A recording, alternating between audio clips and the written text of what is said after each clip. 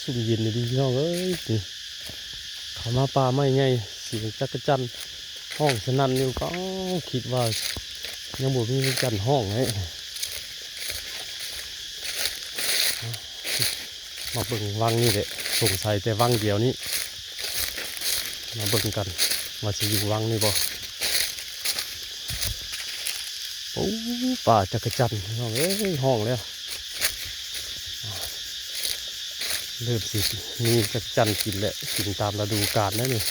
มันนอกมันนาเขาหาอยู่หากินไปแบบนี้แหละโอ้ยเมย์ดีคุณอะอยู่นี่ดี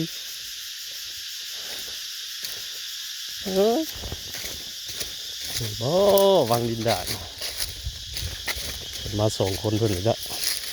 ทำหลายคนเสียปากสนั่นอยู่แล้วโอ้ยเหงไปเลยผู้นี่เสียงเลยเหงไปแล้ว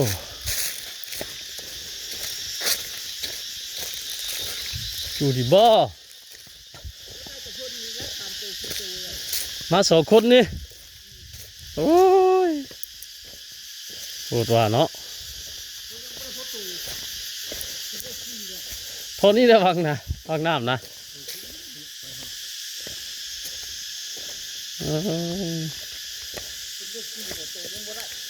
ป่าจังสี่ล่ะ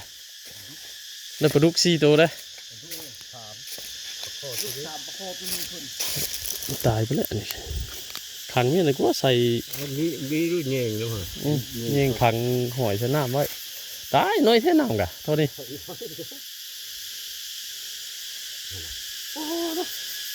ตะคอเล่นลงหักบุหินขึ้นได้ตัวเดียว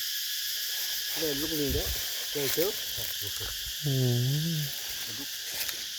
จันห้องนั่นอยู่